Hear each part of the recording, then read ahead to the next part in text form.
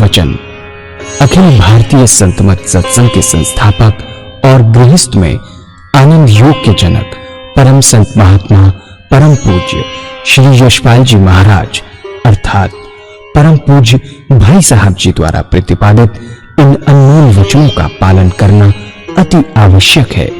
ये वचन हमारी गृहस्थ आध्यात्मिक साधना के लिए मूलभूत सिद्धांत हैं, जो इस प्रकार हैं।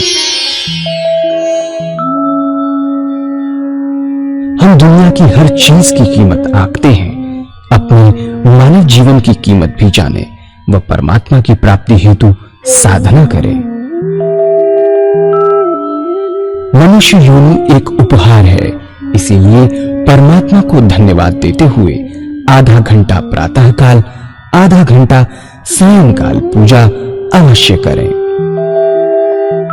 सत्संग, सतनाम व सद्गुरु को प्राथमिकता देते हुए इसी के आधार पर ध्यान योगाभ्यास अवश्य करें व गृहस्थ के कार्यों को परमात्मा का कार्य समझकर उसी की याद में संपन्न करें। हर समय ये ध्यान रहे कि गुरु कृपा द्वारा परमात्मा की पवित्र सत्ता का हमारी आत्मा में वास है, अतः मन में निरंतर अपने इष्ट देव का जाप करें। मान सम्मान की इच्छा न करें व अपमान से दुखी न हो। परमात्मा के अतिरिक्त किसी और का भय न करें। दूसरों की बुराई न करें, न सुने, सत्य व मधुर बोलें, अश्लील शब्द मुंह से न निकालें, सभी से नम्रतापूर्ण व सुंदर व्यवहार करें। धर्म पत्नी के अतिरिक्त अपने से बड़ी से माता जैसा, बराबर की से बहन जैसा व छोटी से पुत्री जैसा व्यवहार करें। सांसारिक जीवन यापन की आवश्यकताएं अंतहीन है, इसलिए अधिक से अधिक समय सत्संग में व धन परोपकार में खर्च करें। याद रखें, न स्त्री माया है, न धन दौलत, न ही परिवार। माया वह है जो हृदय को परमात्मा से दूर हटा दे। अतः निरंतर सत्संग और सद्गुरु की शरण में रहने का प्रयास करें।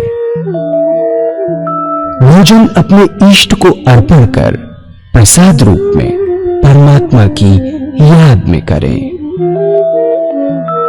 रात्रि में सोने से पहले अच्छे बुरे कार्यों का आत्मनिरीक्षण कर उसका समुचित पश्चाताप करते हुए ध्यान करें व प्रभु की गहरी याद में ही विश्राम करें। परमात्मा तू ही है, तेरी इच्छा पूर्ण हो।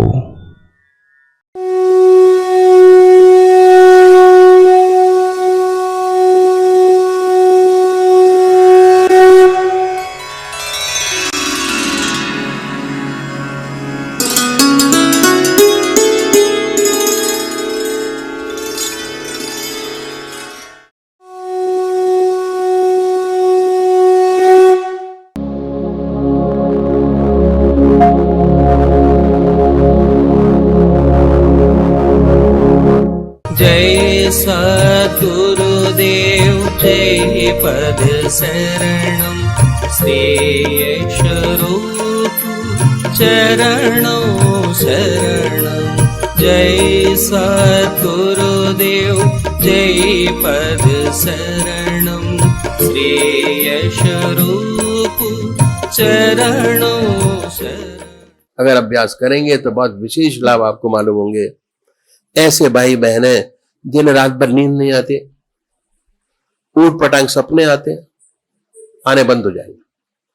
15 दिन ये प्रैक्टिस करिए, 16वें दिन आप बताएंगे कि कोई नई चीज बता के गए, आने बंद हो जाएंगे।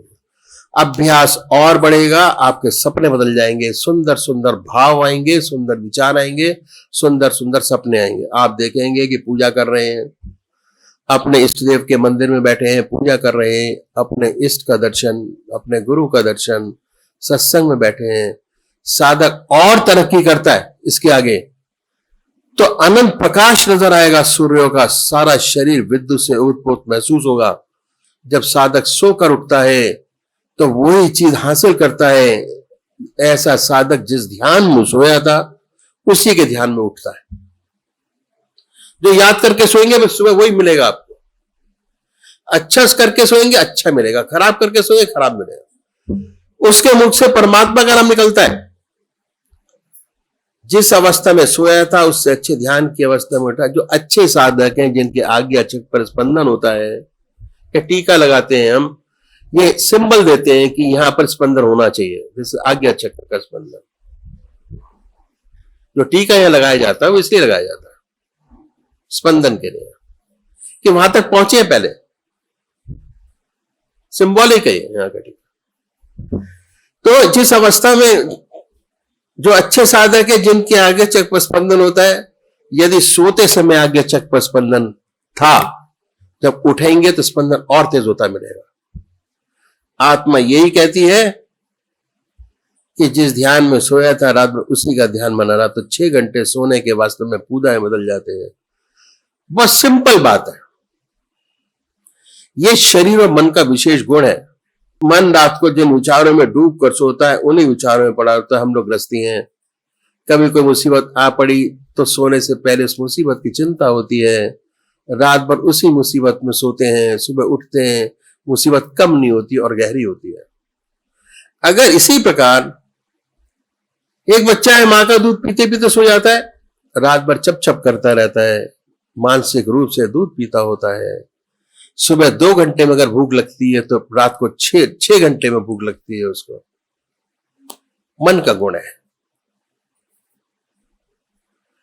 व्रत रखते हैं बहुत से भाई लोग, एक टाइम खाते हैं। अभ्यास शरीर का, मन का विशेष गुण है। जिस चीज को अडॉप्ट करेंगे इमीडिएटली अडॉप्ट होती चली जाएगी। 6 घंटे सोने के पूजा में बदल जाएंगे। यही है विहार की शुद्धि, जिस पर भगवान श्री कृष्ण ने बड़ा भारी जोर दिया।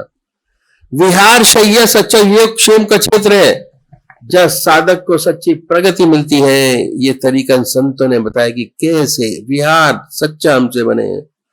आधा घंटा सुबह पूजा, आधा घंटा सायंकाल पूजा, आधा घंटा दोपहर भोजन, आधा घंटा रात्रि भोजन, 6 घंटे सोने के, 8 घंटे का पूजा का विषय आपका पूरा हो गया। अब क्या होगा? सुबह जब आप पूजा करेंगे आपको अच्छा लगेगा। अभी अच्छा नहीं लगता।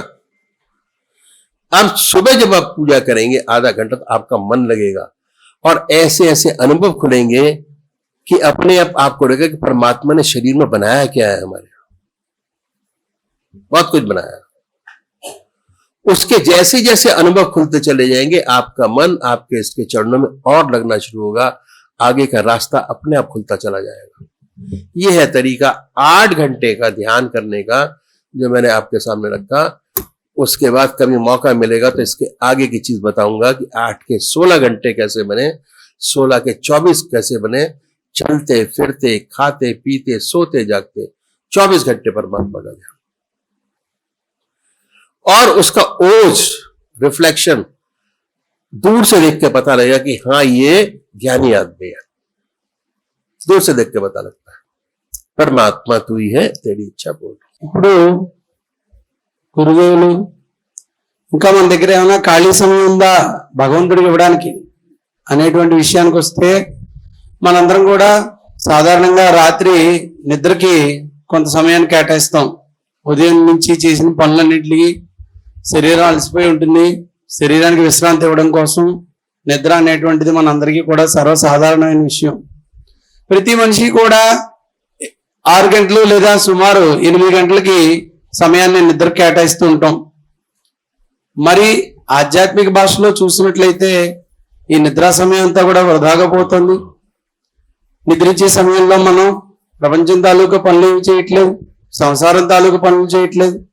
కేవలం శరీరానికి విశ్రాంతిని ఇవ్వడానికి, మర్నాడు మనలా మనం పనులు చేసుకోవడానికి కావాల్సిన శక్తిని ఇవ్వడానికి శరీరానికి ఈ నిద్ర అనేదాన్ని అలవాటు చేసాం. ఈ నిద్రను కూడా పూజ ధ్యానంగా మార్చుకోవచ్చు అని చెప్తున్నారు గురువు గారు. ఎలాగా అంటే చిన్న మార్పు చేయడం ద్వారా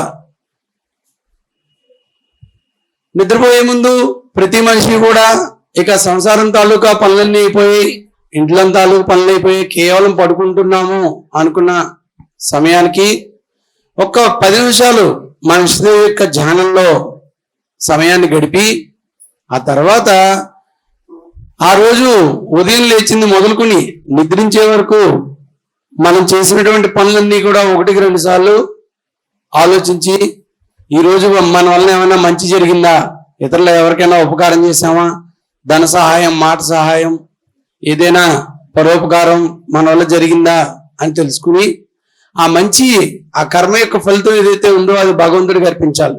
హే ప్రభు, నువ్వే నా ద్వారా ఇతరులకు ఆ సహాయం చేసావు, నా ద్వారా ఇతరులకి ఆ మంచి అనేటువంటిది జరిగేలా చేసావు, లేదంటే ఇతరులకు సహాయపడే శక్తి ఎక్కడిది నాదుకు అని భగవంతుడిని ప్రార్థించి, ఆ మంచి పనుల తాలూకా ఫలితం ఏదైతే ఉందో అది భగవంతుడికి సమర్పించాలి మన ఇష్టదైవానికి. అదేవిధంగా మనం గృహస్థాశ్రమంలో ఉన్నాం, సంసారంలో ఉన్నాం, ఇరుగు పొరుగు వారితోటి సమాజంలో ఉన్నాం, తెలుసో తెలియకో మన వల్ల తప్పులు జరుగుతూ ఉంటాయి. తప్పు చేయడం అనేది మానవ సహజం. చెడు కర్మలు చేయడం అనేది మనందరికీ కూడా తెలుసో తెలియకో జరిగిపోతుంటాయి. ఈ కర్మల తాలూకా ఫలితాన్ని మనం ఏం చేస్తాం, భగవంతుడి యందు ప్రాయశ్చిత్త భావంతో చెరిపేసుకుంటాం. మన వలన ఎవరికైనా మనస్సు గాయపడింది అనుకోండి, లేదా మనం తెలుసో తెలియకో ఎవరినైనా నిందించాం, పోట్లాడాం, దెబ్బలాడుకున్నాం, లేదా ఇతరులను కొట్టాం, తిట్టాం, ఏదైనా కానివ్వండి, అది పాపకర్మే, చెడు ఫలితాన్ని తప్పకుండా ఇస్తుంది. నిగ్రహించుకోలేకపోయాం, మనం నిగ్రహ శక్తిని కోల్పోయాం. దాని గురించి కూడా భగవంతుని ప్రార్థించండి అని చెప్తున్నారు గురుదేవులు. నాలో ఉన్నటువంటి ఈ బలహీనతని తొలగించుకునేటువంటి శక్తిని, నిగ్రహించుకునే శక్తిని నాకు ప్రసాదించు అని చెప్పి పరమాత్మని ప్రార్థించమని చెప్తూ ఉన్నారు. ఈ విధంగా భగవంతుని ప్రార్థించి ప్రాయశ్చిత్తం చేసుకుని ఒక్క 10 లేదా 20 నిమిషాల పాటు ఉదయం సాయంత్రం ఎలా ధ్యానం చేస్తున్నామో మన ఇష్టదైవాన్ని అదే విధంగా ధ్యానించి నిద్రించాలి.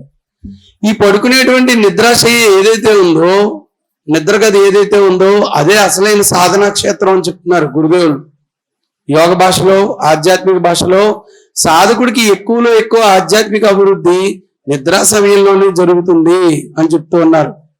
శ్రీకృష్ణ పరమాత్మ కూడా ఆత్మజ్ఞానాన్ని, పరిపూర్ణమైన యోగాన్ని పొందడానికి 4 ముఖ్యమైన విషయాలు మానవుడికి అత్యంత ఆవశ్యకతమైనవని తెలియజేశారు. ఆహార శుద్ధి, విహార శుద్ధి, అభ్యాసం మరియు వైరాగ్యం. విహార శుద్ధి అంటే నిద్రించే సమయాన్ని పరిపూర్ణమైన ధ్యాన స్థితిలో నిద్రించడం. దీనివల్ల కలిగే లాభం ఏమిటండి, భగవత్ స్మరణలో నిద్రించడం వల్ల కలిగే లాభం ఏంటి అని మనం ప్రశ్నించుకున్నట్లయితే గురుదేవులు చెప్తున్నారు, చక్కటి నిద్ర పడుతుంది. ఎంతో చక్కగా ఒళ్ళు తెలియనటువంటి స్థితిలో ప్రశాంతమైన నిద్ర కలుగుతుంది. నిద్రలో మంచి మంచి స్వప్నాలు వస్తూ ఉంటాయి. చాలా మందికి తలా తోకాలేని కళలు, పీడ కళలు వస్తూ ఉంటాయి. ఎప్పుడైతే భగవద్ధ్యానంలో నిద్రించామో అవన్నీ కూడా తొలగిపోతాయి. సుందరమైన స్వప్నాలు, మంచి మంచి కళలు కలుగుతాయి. ఇష్టదేవి యొక్క దర్శనం, పుణ్యక్షేత్రాలు, తీర్థయాత్రలు వెళ్తున్నట్టు, గురుదేవుల్ని దర్శించుకుంటున్నట్లు మంచి మంచి కళలు వస్తాయి. అంటే దాని యొక్క ప్రతిబింబం ఏమిటి అంటే మనం భగవత్ స్మరణలో నిద్రించామనడానికి అదే తార్కాణం. మన మనస్సు నిరంతరం ఆలోచిస్తూ ఉంటుందిట. రోజులో ఏవైతే మనం విషయాలు చూసామో, విన్నామో, మాట్లాడామో వాటినే రాత్రి నిద్రలో స్వప్నాల రూపంలో మనకి తిరిగి చూపిస్తూ ఉంటుంది అని చెప్తున్నారు గురువు గారు. కనుక ఎప్పుడైతే భగవత్ స్మరణలో నిద్రించామో, మన కళలు ఎప్పుడైతే మారిపోయాయో, మన మనసు ఎక్కువగా భగవత్ చింతనలో ఉంది అనడానికి నిదర్శనం. తెల్లవారు లేవగానే స్వతహాగానే తనంతట తానుగా మనకి భగవత్ స్మరణ వచ్చి చేరుతుంది. మరలా మనం ఉదయం ధ్యానం చేసుకోవడానికి, సంసారం తాలూకా పనులు చేసుకోవడానికి చక్కటి అనువైనటువంటి స్థితి కలుగుతుంది.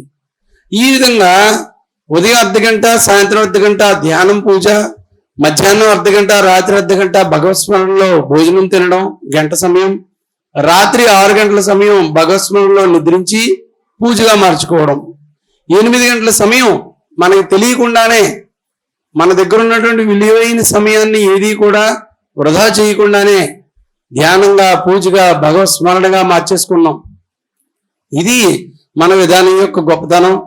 ఇప్పుడు ఏం జరిగింది, 24 గంటల సమయంలో 8 గంటల సమయం మనం భగవన్మయం చేసుకున్నాం, పరమాత్మకు అర్పించాం, భగవత్ స్మరణలో గడిపాం.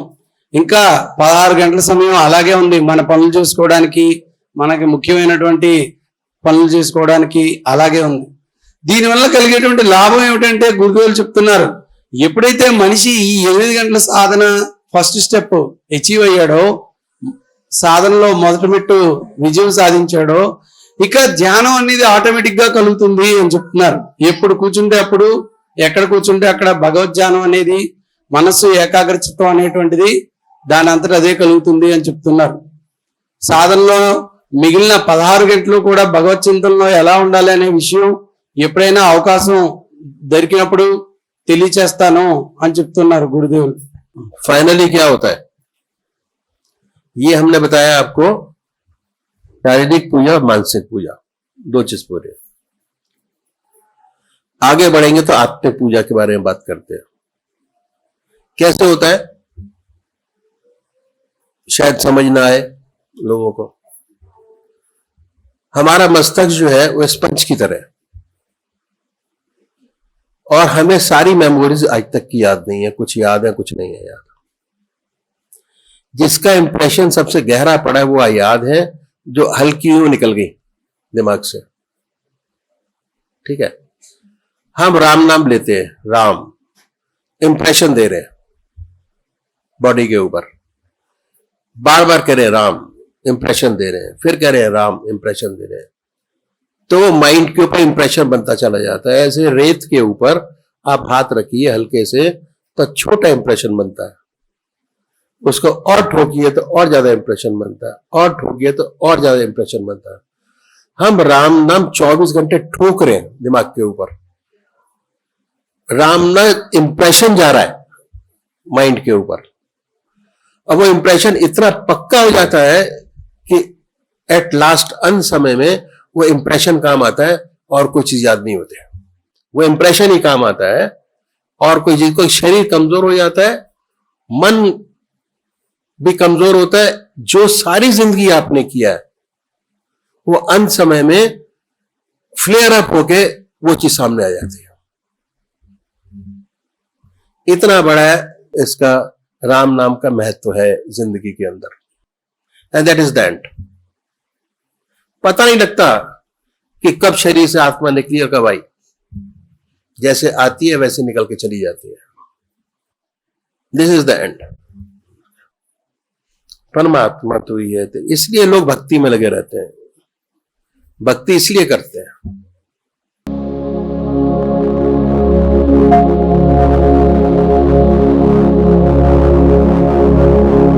पूज्य माता और बंधुओं, पूजा करने का तरीका समझिए कि कैसे पूजा की जाती है. पूजा कैसे करेंगे,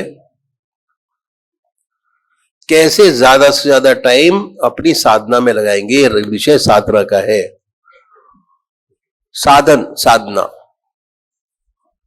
ठीक है. संतों ने क्या बताया कि परमात्मा ने बड़ी असीम दया कृपा कर कर हमको मनुष्य योनि प्रदान की है. 84 लाख योनियां है. उसके अंदर सबसे श्रेष्ठ मनुष्य योनि बताई गई है. किस लिए? कि इसमें हमें परमात्मा ने विवेक बुद्धि दी है, पहली चीज, और कर्म करने का अधिकार दिया है. बड़े आराम से हम हर चीज को कर सकते हैं.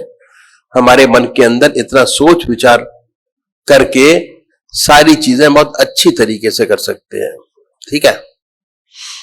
बड़ी दया कृपा कर कर हमें ईश्वर ने मौका दिया और हमें इस अवसर का लाभ उठाना चाहिए, खोना नहीं चाहिए व्यर्थ चीजों में. पहली चीज क्या है? सत्संग. सत्संग का मतलब क्या होता है? कि सत का साथ, सत्संग, सत्संग, सतनाम. सत्संग है, अगर सत्संग में आते हैं और जिज्ञासा बनी है तो रास्ता खुला हुआ है, अगर जिज्ञासा नहीं है तो रास्ता बंद है किसी भी चीज के लिए. अगर आपको मैटेरियलिस्टिक में बढ़ना है आगे, तो जिज्ञासा बहुत जरूरी है। अध्यात्म में बढ़ना है तब भी बहुत जरूरी है। घर में बढ़ना है तब भी बहुत जरूरी है। हर चीज में बहुत जरूरी है। और आलस से काम नहीं चलता, मेहनत बहुत करनी पड़ेगी जो अपने लक्ष्य को प्राप्त कर सके हम लोग। ठीक है, कहा है बड़े भाग्य मानुष तन पावा, सुर दुर्लभ सब गंथन गावा, साधन धाम मोक्ष कर द्वारा, पाए न जहीं पर लोक सवारा। ये तुलसीदास जी ने कहा है। ऐसी मनुष्य योनि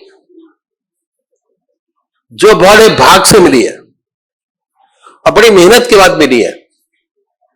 कितने जन्मों के बाद हम इस योनि में आए हैं, इसके लिए मोक्ष का दरवाजा है। क्यों? ये साधन का क्षेत्र है, साधन कर सकते हैं, मेहनत कर सकते हैं, अपने लक्ष्य को प्राप्त कर सकते हैं, और मोक्ष का दरवाजा है। मोक्ष भी इसी दरवाजे से मिलता है, और कोई दरवाजा हमारे पास नहीं है जहां से मोक्ष मिल सकता हो। तो परमात्मा ने कर्म करने का अधिकार दिया, और ऐसा अवसर ईश्वर ने भी दिया। इस काम का पूरा पूरा लाभ उठाना चाहिए। जितने संत हुए, जितने महात्मा हुए, चाहे वो ग्रस्त में हुए, चाहे वो सन्यास में हुए, चाहे स्वामी हुए, जो भी हुए, सबने इस मनुष्य योनि की भूरी भूरी प्रशंसा की है। सबने कहा है कि बहुत अच्छा है, मनुष्य योनि बहुत अच्छी है, सब कुछ कर सकते हैं। कबीरदास जी ने कहा है कि कबीरा की भक्ति का तक भी शरदस चौंच, बार बार नहीं पाई ये मानस जन्म की बात। ये एक बार मिला। अगर कर्म अच्छे होंगे तो दोबारा मिलेगा, अगर कर्म खराब हुए तो दोबारा नहीं मिलेगा। फिर आपको 84 लाख योनियों में घूमना पड़ेगा। उसके बाद फिर एक ऐसा समय आएगा सारे भोग भोगने के बाद कि फिर आपको मनुष्य योनि का जन्म मिले। और अब तो सत्संग मिल रहा है।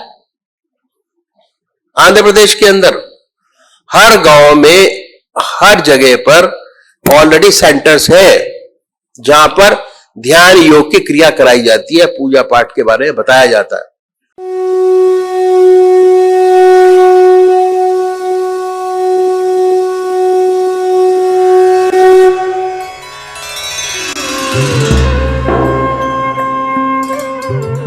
ध्यान योग के कार्यक्रम आनंद योग से निशुल्क जुड़ने के लिए संपर्क करें 9810239677।